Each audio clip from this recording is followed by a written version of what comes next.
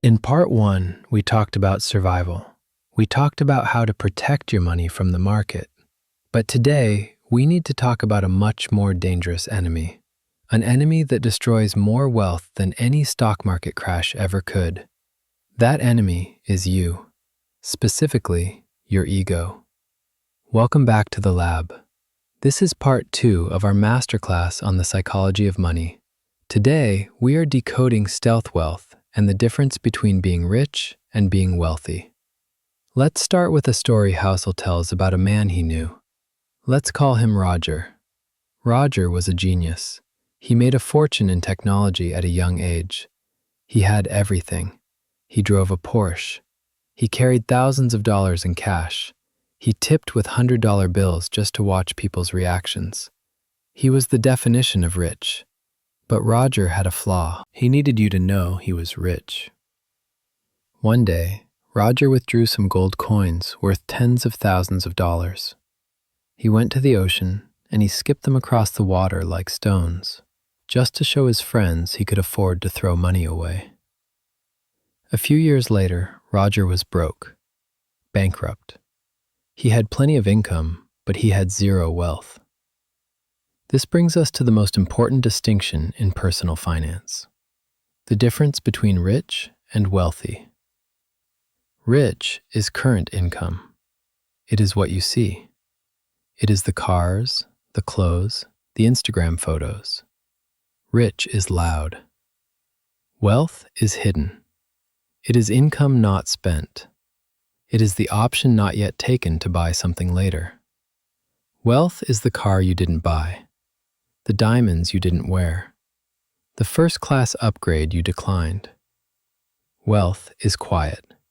The problem is that the world is filled with people who look rich but are living on the edge of insolvency. And we, as a society, are trained to admire them. Housel calls this the man in the car paradox. When you see someone driving a nice Ferrari, you rarely think, "Wow, the guy driving that car is cool." Instead, you think, "Wow, if I had that car, people would think I am cool." We don't admire the person. We admire the object, and we imagine ourselves possessing it. The irony is that the driver of the car assumes you are admiring him. But you aren't. You are ignoring him and focusing on the object. So, if you buy things to gain respect and admiration, you are playing a losing game. True respect comes from things that are harder to measure: humility, kindness, and intelligence. So why is it so hard to just save money and be wealthy? Because of a concept Housel calls the seduction of pessimism, and the battle between being rational versus being reasonable. In finance, we are taught to be rational. Spreadsheets are rational. Robots are rational. A rational investor would say, "I will never pay off my mortgage because interest rates are low and I can earn more in the stock market." Mathematically, that is correct. But humans are not spreadsheets. We are emotional, biological creatures. If having debt keeps you awake at night, then paying off your mortgage is not rational, but it is highly reasonable. Housel argues that you should aim to be reasonable, not rational. If a financial strategy is mathematically perfect, but you can't stick to it because it makes you miserable, it is a bad strategy. The best strategy is the one you can stick to for 10, 20, 30 years. I learned this lesson early in my real estate career. I bought a property that looked great on paper. The numbers were perfect, but it was in a bad neighborhood. I spent every night worrying about tenants, repairs, and safety. The return on investment was high, but the return on life was negative. I sold it. I bought a lower return property in a boring, safe neighborhood. My bank account grew slower, but I slept better. And because I slept better, I made better decisions elsewhere. That is the power of reasonable investing. So, how do we build a stealth wealth system? How do we suppress the ego in a world that screams for attention? I use a system I call the gap management protocol.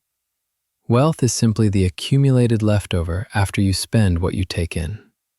Most people focus on increasing their income. That's good. But if your ego grows as fast as your income, you will never be wealthy. You need to widen the gap. When you get a raise or a bonus or a profitable crypto cycle, you have two choices. Choice A, you upgrade your lifestyle. Newer car, bigger house. This is the social signaling path. Choice B, you keep your lifestyle exactly the same and you pour that new capital into assets. This is the stealth wealth path. My personal rule is this: I hide my success. When I have a big win in the markets, I don't buy a watch. I buy more index funds. I buy more gold. I dress the same. I drive the same car. Why?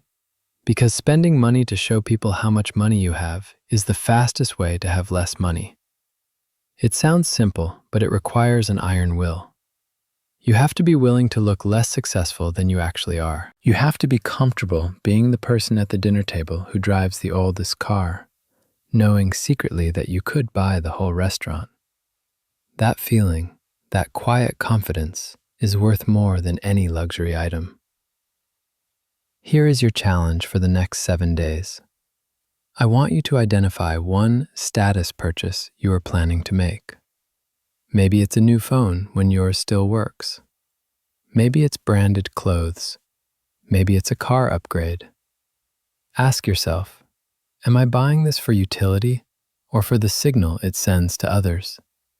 If it is for the signal, cancel the purchase.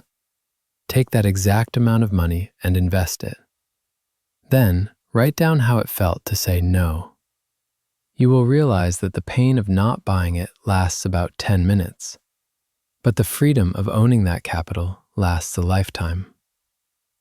In part 3, we will talk about the final piece of the puzzle: freedom and knowing when you have enough. But for now, stay quiet, build wealth, kill the ego. I'm Victor. Stay calm, build systems, let money follow.